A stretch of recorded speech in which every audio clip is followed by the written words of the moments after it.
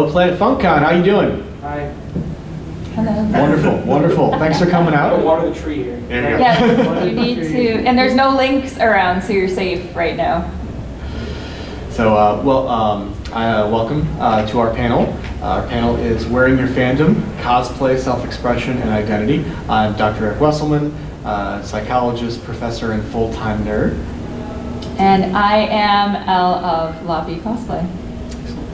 So we're here to chat about cosplay, etc. So let's just go ahead and start off. Elle, what does sort of cosplay mean to you? So I have been cosplaying since 1999. So I am a lot older than I look. We're finishing out our 24th year.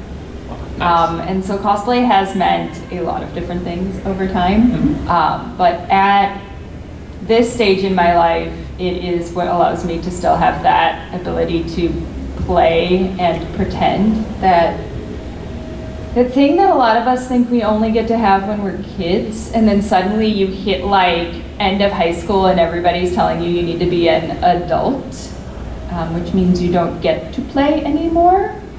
And that is not exactly the case. So for me, it's a way to just kind of explore the world outside of what is traditionally accepted. Yeah, no, there's so much of what you said there that we could go off on for about, a whole other set of panels. I love the point you make about how cosplay has meant different things to you at different times. I mean, we grow, we change, our identities change, and activities can morph with that. I also love the point you make about what everybody tells us you should do when you grow up. I still don't know what I do when I grow up. Yeah. So, but yeah. Exactly.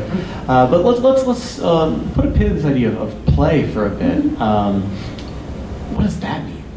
That's such a broad concept. So many right? things. Yes, yeah. So many things, and it means so many things depending on where you are in your lifespan as well.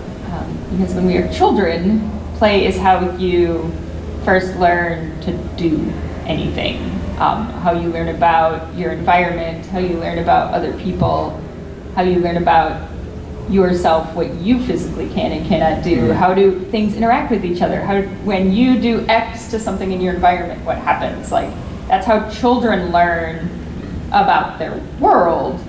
And then as play starts to evolve, you start to use it to better understand who you are as a person. So I professionally am an occupational therapist, but I specialize in neurodivergent affirming treatment, and specifically with a theory called floor time, or it's developmental integration relationship-based play therapy, essentially, with the idea that you can help children who are neurodiverse learn about themselves and the world and help bring the world closer to them through the use of play. And we forget, as adults, that we do still play. You just might not realize that you're playing. Because there are socially acceptable versions of adult play, and then there's what we do. Right, which is not what most adults would consider socially acceptable, but I always think of, like, everyone talks about how their dad golfs. Right, yep. That's the one that always comes to my head. Well, golfing is a form of play. Yeah. In that case, it's something you enjoy, that you enjoy exploring, and that is a version of play. Yeah, I was just a couple days ago thinking about this panel, and on our NPR affiliate, there was a psychiatrist who's a play specialist, and the words that the specialist used to talk about what play was, they talked about whatever brought you joy and you could lose yourself in, right? And I really sort of spun my wheels on that a lot, because that could be a lot of things. Absolutely. Right? It could be golf, right? Hobbies generally, yes. Fandom, right? We get lost in the things that we enjoy. Losing track of time. Just look at when you binge something, and I'm only going to watch one episode, and suddenly it's 4 in the morning. Of course it is. And Netflix is yelling at you, do you still want to keep watching this? So you used to term this idea of play to not just to learn about the world, but to learn about oneself. Can you talk a little bit more about how you see cosplay and self-expression and exploration, where the nexus point is? So we're all kind of familiar with that part in life. Typically, it's around middle school, early high school, where you start trying to figure out who you are. What group do you fit in? What does that look like? And how do those experiences mold your identity? Cosplay kind of works in a similar fashion. That's what I think of when I think of it, because you're looking at exploring different personalities, different characters. There's different groups you can belong to because there's different fandoms, but then there's also different types of cosplay, like whether you make it, you buy it, you find it at Goodwill. There's different types of cosplay. But then there's also that exploration of like, I want to play with these materials, I want to explore how this works, I want to see what I look like as this character. Well, how does this character affect me if I play this person? And when you allow yourself to get out of that expected box, you may discover things about yourself that you didn't realize you were going to discover. And I think cosplay gives people that outlet, particularly in a convention space, because conventions are where a lot of people feel like they can be who they are, because the environment itself isn't as restricted as everyday life. So you feel more free to have those different explorations of self. Yeah, I love that point about context, because, you know, we are generally speaking the same person as we move through different spaces, but different aspects of ourselves are going to be more or less salient. And in some cases, we're going to be more comfortable in some spaces. In other spaces, we might be a little bit more vigilant, depending upon aspects of our identity, aspects of our interest. You know, like, I'm wearing a nerd shirt and I forget that I'm wearing that when I'm at a con. But if I'm at a professional conference where everyone else is dressed more traditionally, then I stop to think, actually, wait, no. Now I am sort of thinking a little bit, and I recognize that all of my suit coats have these buttons on them. And how do I feel about that? Because by putting it on this shirt, my Rocky Horror shirt, by wearing my buttons with various different comics and things, I am projecting something about myself to others. Yeah, so context is very, very important. Yeah, it's that, you know, we all have different personas that we use in different environments. You know, what you Perfect do. example is the customer service voice. I worked in retail, and the way I talk to customers is not saying, oh, I talk to friends and family. Absolutely.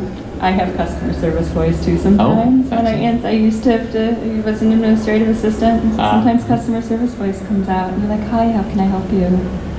I'm sorry to hear that. You seem very upset. Let me see what I can do for you. Yeah, it happens a lot, you know.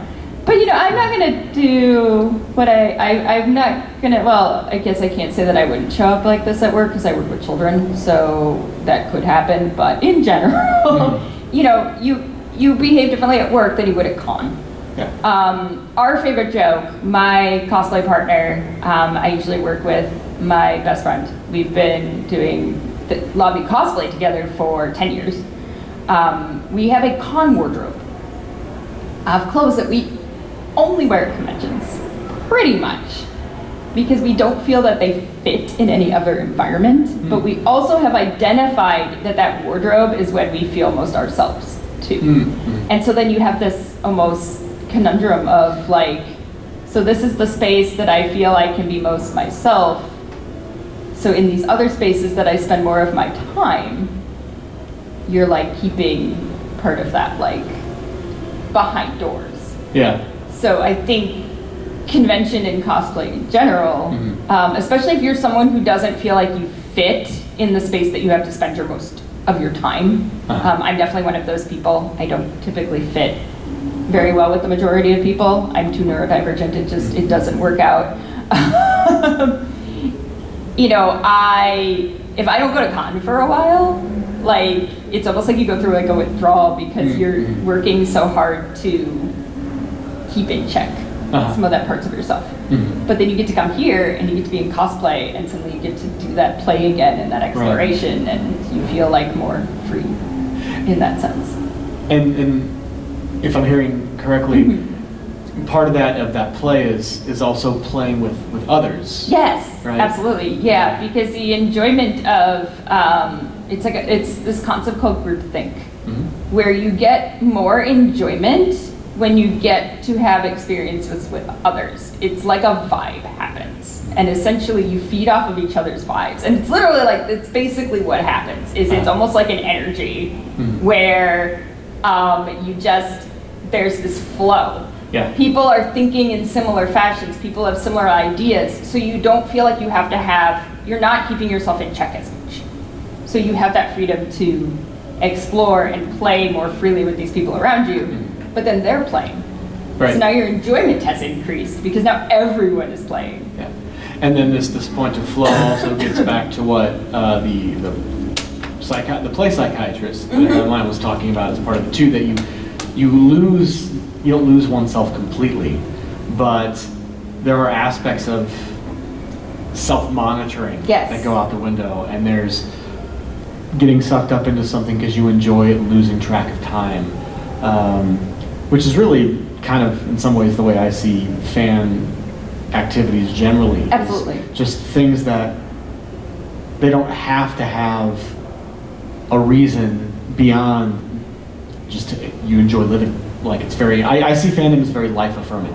Yes, and I think convention culture and fandom and cosplay all have a lot of the same similarities. I think in their, especially in the group dynamic section, where you're going to get the same, like, similar types of enjoyment. I think one of the big differences that cosplay gives is that ability to lose yourself into another character if you want to. Like, you can become another person for a while if you want to. You can explore different personalities and what that teaches you about yourself. I know a lot of people's first exploration of gender happens because of cosplay. Because they're like, well, I want to play this male character and I want to see how that goes. What would I look like? And then you learn things about yourself that you didn't know you were going to learn about, you know? And you see that. I think that's the big difference with cosplay, is that you could essentially become someone else for a while if you want to. You don't have to, but if you wanted to. Yeah, this the concept of self in psychology is really complicated. Yes. And you get 20 psychologists to try to define what self is, and you're going to get 50 definitions. Oh, they're all going to disagree with each other. Right, and with themselves from time to time. But taking on a character, there's the way I experience from talking with other cosplayers is sometimes it's finding a character that resonates with some aspect of yourself. But sometimes there's aspects of ourselves that we wish we had that we find in characters too. So can you talk a little bit about, looks like you can. I do that a lot. I have a tendency to steer, I have trouble playing characters that are close to me, that make me particularly vulnerable. I don't tend to go for them. Harley is one of them. So Harley Quinn has a lot of similarities to myself. And I am working on a girl version of Steed from Our Flag Means Death, and whether I want to be or not, I am a Steed. I mean, I am Steed. It's poor Steed, but I am Steed. He does his best. He tries, but, you know. Everybody wants to be Blackbeard because Blackbeard's cool. I see. But I really am Steed. Gotcha. But those characters are more vulnerable because I have a tendency to go towards more like the villain arc because they're these big, powerful characters. You know, kind of otherworldly characters are because they have this kind of power dynamic to them that I enjoy usually I have a tendency to play very strong, independent, typically villain women, or very pretty boys. It just depends on the day. And then they're usually the like more, they're very full of themselves, the male characters that I tend to play. They know they're pretty. Sinbad from Magi, this one I'm working on right now, Zen from Mystic Messenger. They all have like there's a theme with these characters, and these characters are nowhere near the same as myself. I'm much closer to like a Harley or a Steed, where I'm not super confident in actuality. Like, I'm not super secure in everything that I do, but I try, you know. And I find those characters very hard to play. So I don't do them as often as I'm going to be a spooky Gengar, because I can be spooky, you know. But it's fun to explore these characters that you're not. And I think that's what I find enjoyable for me in that fashion. But in exploring these characters that I'm not, you start to learn that there's the aspects of those characters' personalities that you were drawn towards that are, you know, quote unquote positive aspects. They're actually there. They're just harder for you to recognize outside of that. So as I've played more of those characters, then it's almost like having practice in that character has given me the ability to use some of that in my actual life, if that makes sense.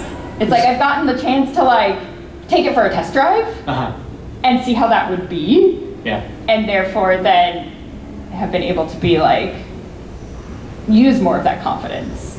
So it sounds like there might almost be therapeutic elements. Hypothetically. Hypothetically. Do you have any thoughts on that? Yes, there are very, there's a multitude of therapeutic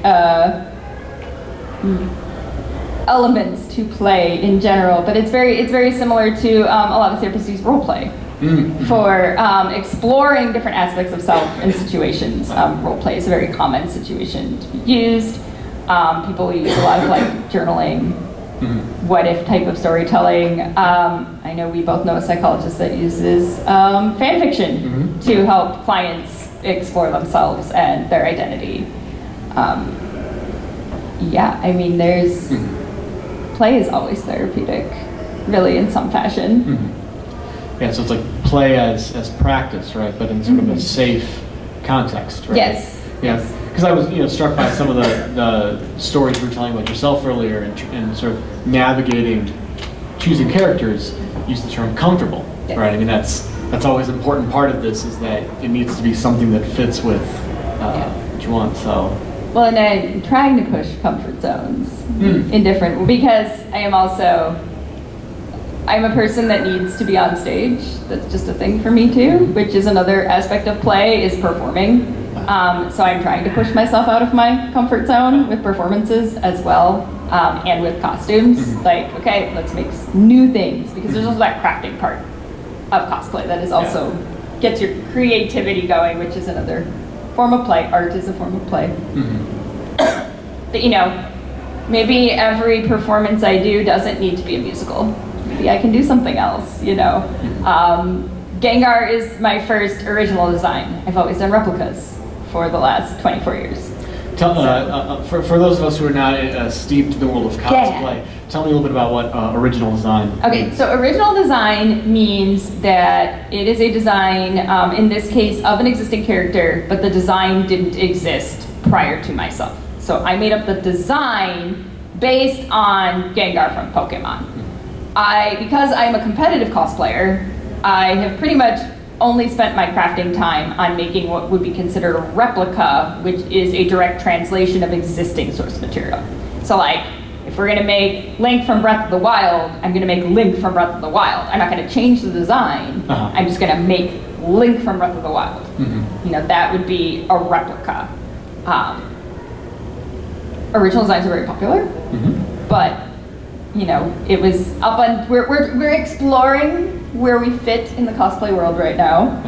and trying to not focus everything on like one large competition. Yeah. Like you can make things that aren't for competition. That's a hard thing we're learning right now. Because we've always done the like, we're gonna work for like 2 years on one costume and then take it to one competition. And trying to not do that to ourselves. So it's been like, we're in a transition again. So in the spirit of cosplay and hobbies, etc., and identity changing and shifting with times based upon experiences, now that you've done an original, what do you like about it? Like, it was really freeing. Okay. I did not have to keep checking the source material constantly. I could just make it. Like, I made Gengar in 2 months. Most of my stuff takes forever because I will keep redoing it. So I made rules for myself with this costume. I was not allowed to remake anything more than twice. I had to leave it the way that it was. I could not keep redoing it because it wasn't perfect. Because I'm trying to get out of that, like it needs to be like perfection. Not everything needs to be for a high stakes cosplay contest. When you go to Spain and compete in an international, you get very stuck in it needs to be perfect. So trying to be like, you can just make something and it's okay. We haven't done that in, I can't even remember how long. So trying to get that happening, and our place in the cosplay community has changed a lot since COVID. We are now known more as podcasters. We host Shenanigans Cosplayers Say, and our place has changed a lot. We're not judging and doing that kind of stuff anymore. We're doing a lot of entertainment. So we now need costumes for like entertainment gigs as opposed to competing, and so a lot of stuff has changed. And in doing Gengar, I realized why so many people are drawn to original design. Because you could just literally play with your materials and take what you get and it's okay. It doesn't have to match something that already exists. And it was kind of fantastic for me to be able to go, it's okay that this doesn't look exactly the way that I thought, because there's nothing telling me that it's wrong. Like, it's fine. And now I'm like, yes, this, more of this, more. More, I don't have to make this perfect, let's just make some stuff. So now I'm all about like, I'm just gonna make this for hallway and I don't care. But we're also changing how we look at competition. Oh, okay. Because one of the great things about cosplay is you can make all your friends in the green room of the cosplay competition. But because we spent so much time focusing on very specific contests, we were maybe doing like one in a year. And so we were missing out on that experience, the friendship experience, because we weren't going to enough competitions. So I'm lurking on learning that the costume does not need to be quote unquote competition perfect to enter a competition. We're gonna see how that goes. So what I'm hearing is that you reached a point where you started losing the play in the cosplay. Yes, we did. You got to bring it back. Yes, we did start in our extreme focus on trying internationals was rough. It was a lot. Everything went into going to International Cosplay League, and in that, between COVID and then that, we lost a lot of our connection to cosplay, and now we're just, everything, so much changed in the cosplay community since COVID. That's its own panel, frankly, because the entire world changed in the cosplay community. Right, yeah. We're trying to find where we want our place to be now. And we want to do more internationals because we're 100% hooked. Please send me to another country to compete. Yes, let's do that again. I like this idea. But we also don't want to put everything into that, and then that means that we're not making new friends, and we're not seeing our friends, and we're not doing random things for fun. So we're in that balance of play. We lost our play. I mean, that is a great way to look at it, is we did kind of lose that that sense of play in the last few years. So we're working on getting it back. Excellent. Slowly but sure. So I've asked you a lot of questions. We can flip the script if we want. Yeah. Do you have questions for the psychologist? Yes. So I am curious because you do a lot of very unique courses in particular at the university. Do you find that your professional work overlaps with your play at all? Yes. and I should probably elucidate on that. I'm very fortunate in that I'm tenured, full professor, and I'm in a location, so job security. Yay, job security! Yes, yes. And I'm in a location, a department where we're very supported by our administration and by our colleagues to explore our interests wherever they may take us. Some of them are more traditionally like, by the book, psychology, pick these topics, and you become an expert in it. Others like to go a little bit more interdisciplinary. And I'm now finding, I've always had the problem that I have too many interests, and they always end up becoming parts of my special interests. I go to the library for 2 books and I come back with 15. And so, yeah, as a person who's been in a lot of fan spaces, music subcultures, nerd spaces like comics, horror, things like that, you know, asking myself why I like them, I then decide, well, I'm going to study that. And I'm going to teach classes on it. And generally speaking, there's about a third of my students in those classes really like it. There's a third who are like, yeah, whatever, I just need to get my class. There's always a few of those, right? Yeah. But it's those folks in the middle that I'm like, can I win you over? Right. You know, and I usually get students who are in the middle who are like, I'm never going to watch this type of film again. I'm never going to pick up another comic book, but I'm glad I did, right? And then maybe I also hope that for them, because when I teach like my psychology in comics or my psychology in film, I'm like, you know, this may not be your jam, but you got a jam. And my hope is that y'all can find whatever that is and make the connection after the class. But sometimes it's great to explore someone else's play, essentially, to learn. And so those students probably get a lot out of that class, whether they realize it or not, because they have a better understanding of a different dynamic and a different group of people than they would have had otherwise. Yeah, my absolute favorite, I have a lot of favorites, but one of the classes I taught was during COVID, so it was the beginning of the pandemic, so we just got into virtual learning, and the students were really, really feeling disconnected, as we all were, and it was on fandom. And I told them, I'm like each week they watched a documentary on a different fan types. They watched one of the Trekkies documentaries. They watched a Bronies documentary. They watched one on Christian heavy metal. I mean, we just ran the gamut. And I gave them the space to talk to each other about their own fandoms. And the only rule is that you don't yuck someone else's yum. Fair. You know, you can not get it, but to listen respectfully and let people tell you about what they love and why.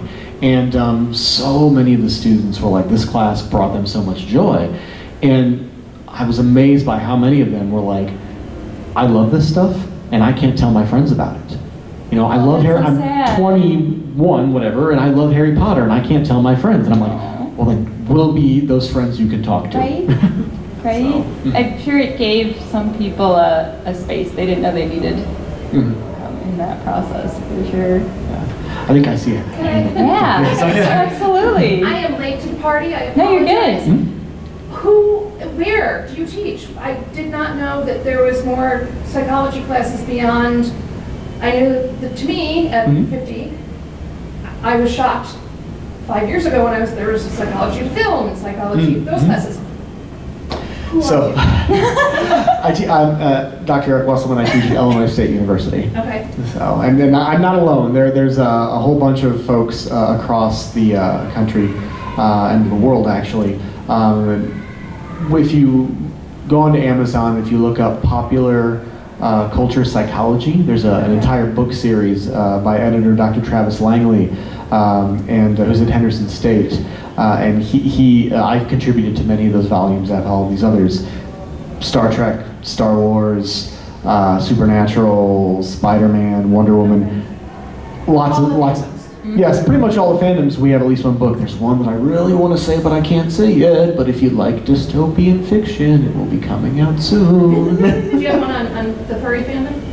I'm not, but there is a book that should should be coming out soon by Dr. Courtney Plant, who does research on furry fandom.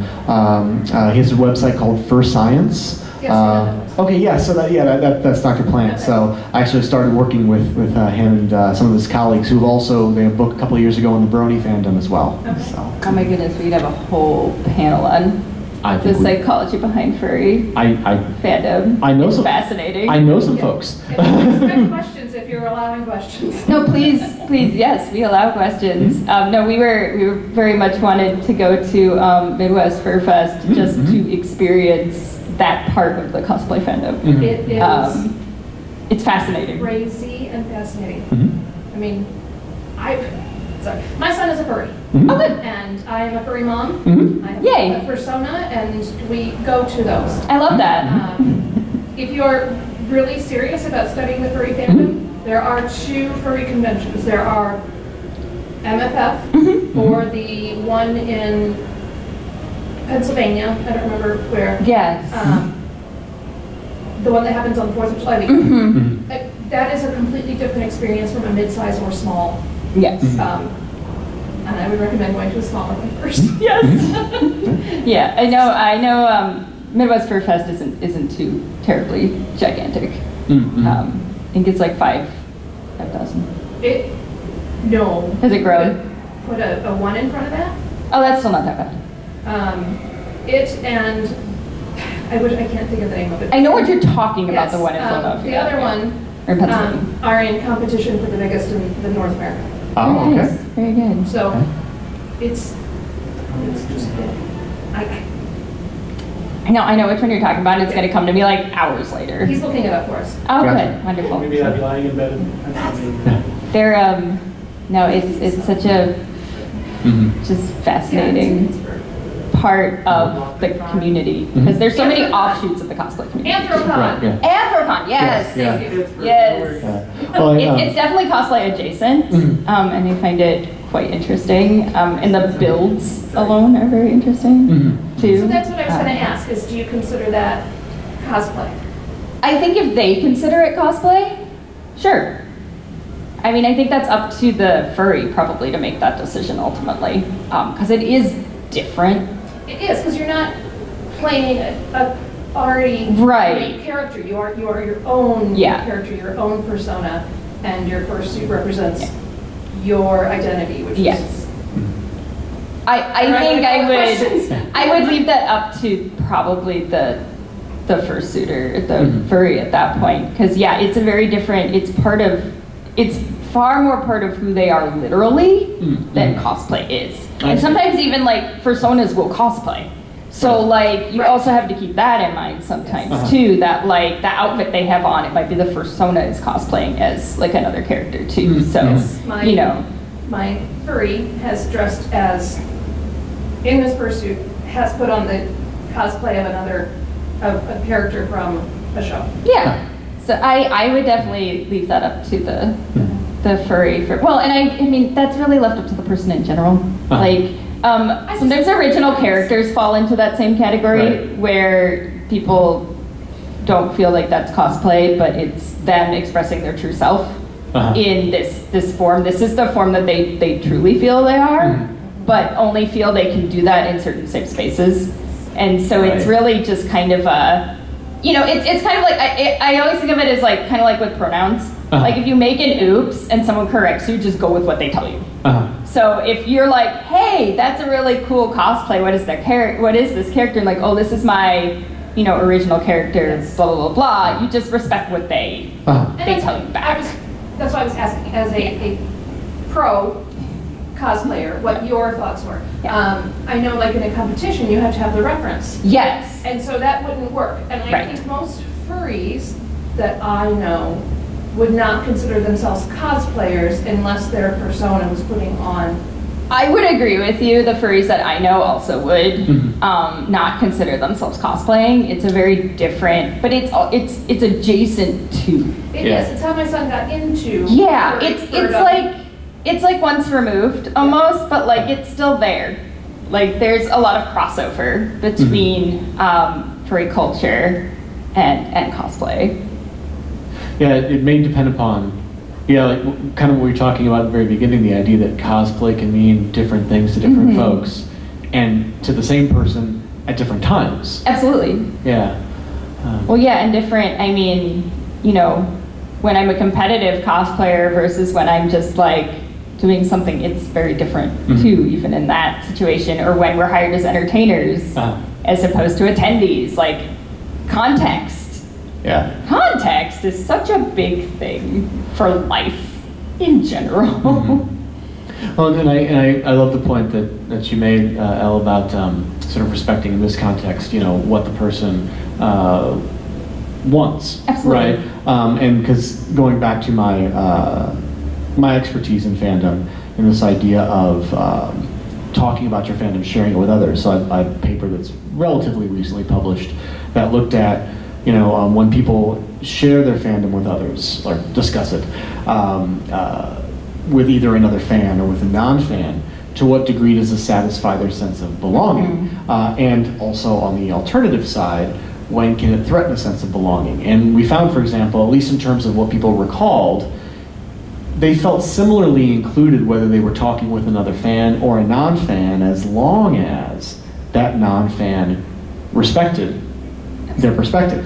They didn't have to agree, but it had to be sort of a respectful interaction where that they felt valued, that they were heard and understood, which is going back to earlier, the phrase "not yucking someone else's yum." Right. Why that was so important to me in the class that I was teaching, and why I still try to always center myself on that. Long ago, I used to make occasional jokes about certain fandoms that I wasn't enamored with, and since running these studies, I'm like, you know what? No, I'm not even going to do that. Yeah. It's not necessary, and I don't want to hurt someone else's feelings by yucking their yum. Well, and it kind of rolls into the panel that actually comes after us, which is about consent in general. You know, you can't make those kind of decisions for other people. Exactly. So you know, if they want something a specific way, you know, I work with a lot of teenagers, so you know, pronouns and things, you know, are very important. And my philosophy has always been, whatever you tell me you want me to call you, whatever you say it is, that's cool. I don't care. Whatever, it's fine, because that's just their thing, you know. But if I'm calling someone something, if I'm calling a furry like a cosplayer, and they're telling me I don't consent to that label, like, I'm not going to do that anymore. Right.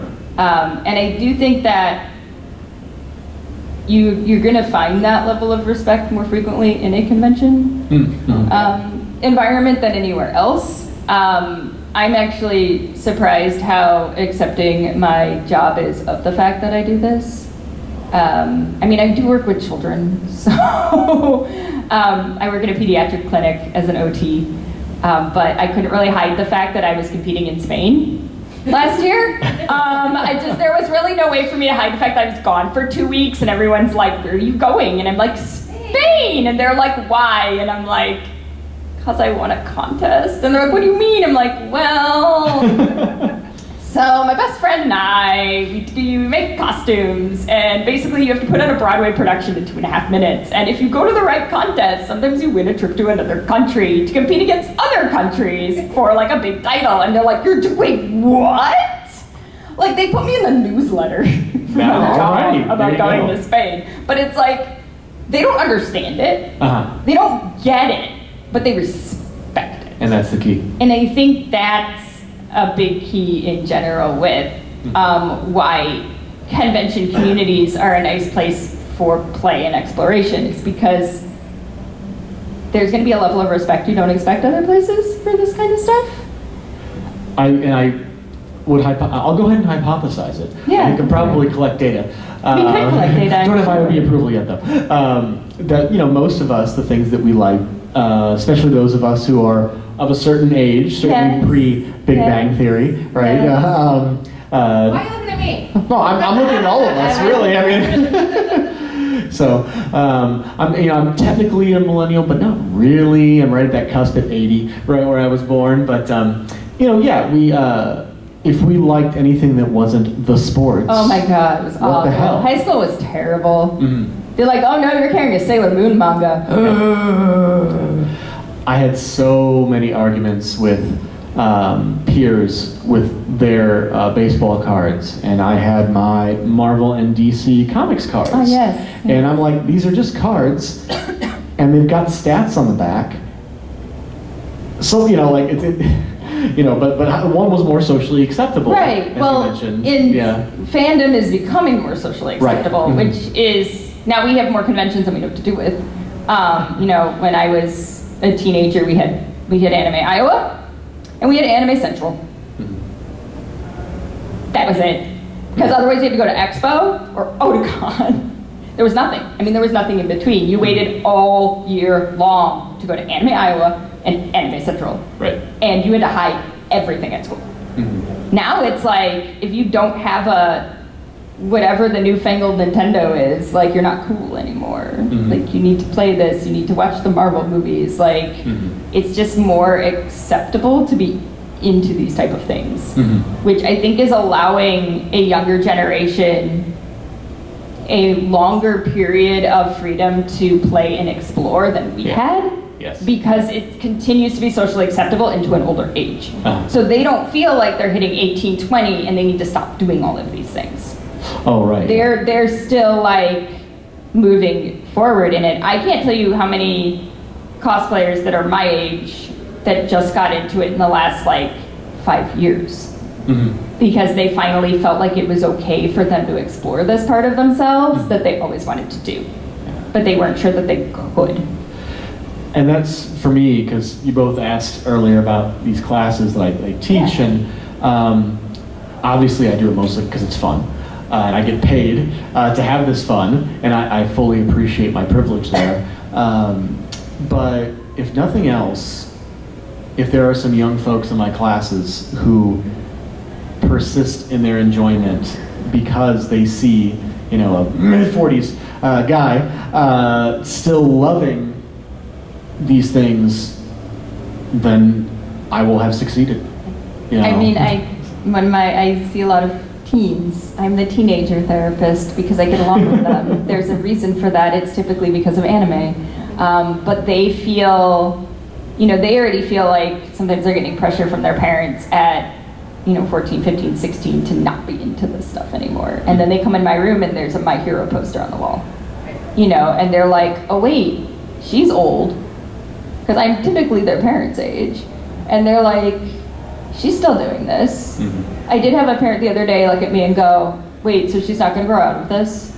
And I was like, well, some people do. I didn't. She just had this look of like horror on her face that like her kid's not going to grow out of this. Uh-oh, when did I start?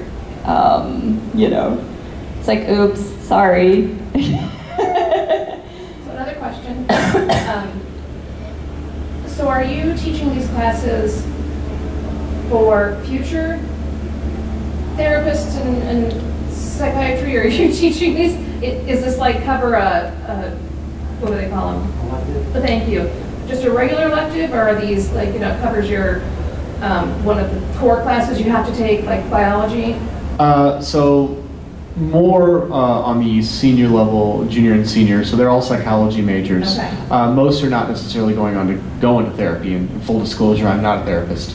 Okay. So I'm the therapist. Yeah. So am I. Ah, yay! So, but I've taught other courses like through our honors program that are folks from all different majors.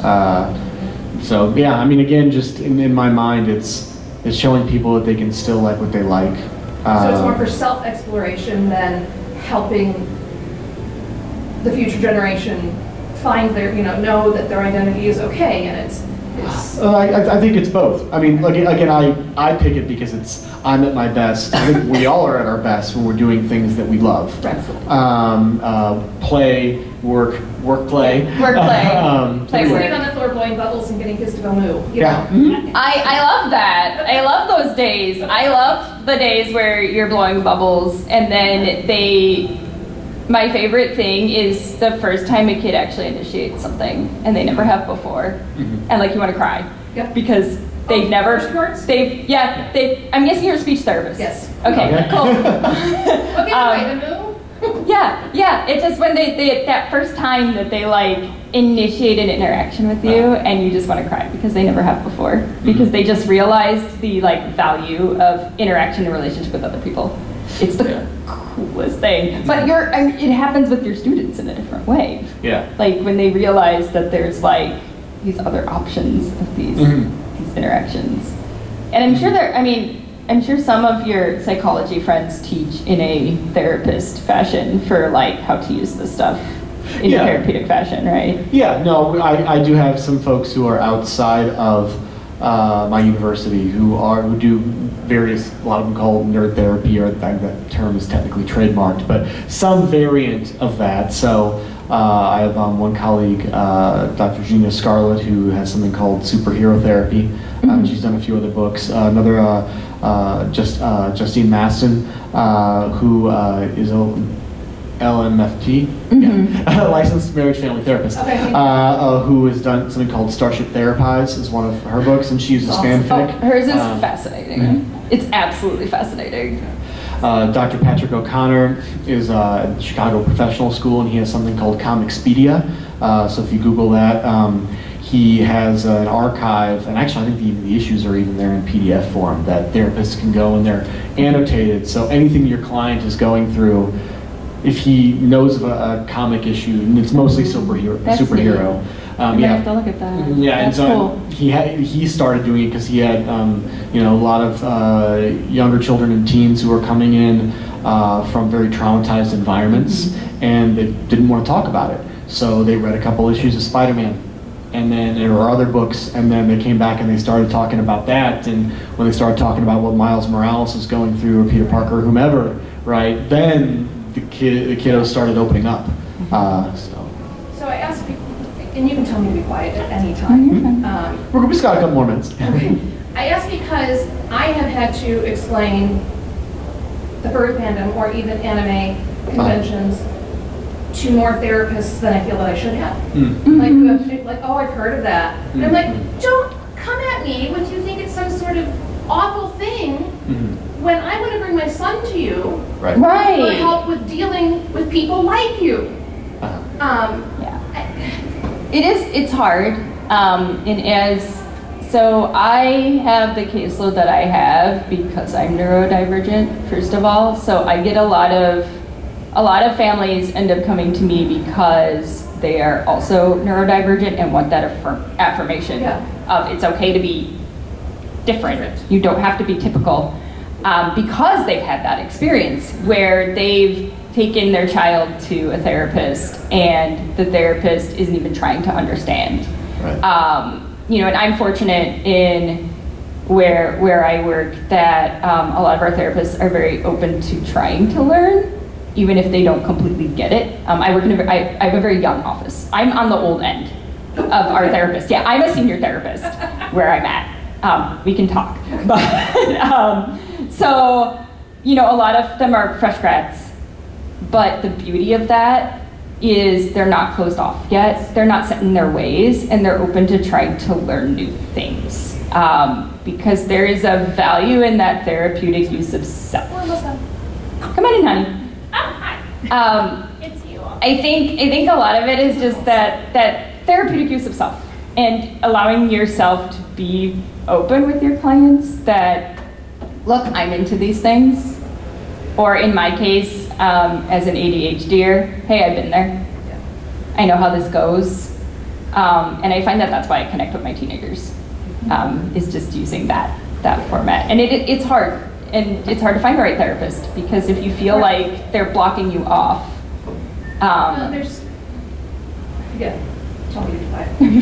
The psychology, the theory of understanding yourself and why you may be into this fandom, whatever fandom it is. From my experience with people I've met at conventions, there is so much of, I want to do it so I don't have to be myself. That they're so insecure or just not, I don't know who I am and I feel the pressure to be something.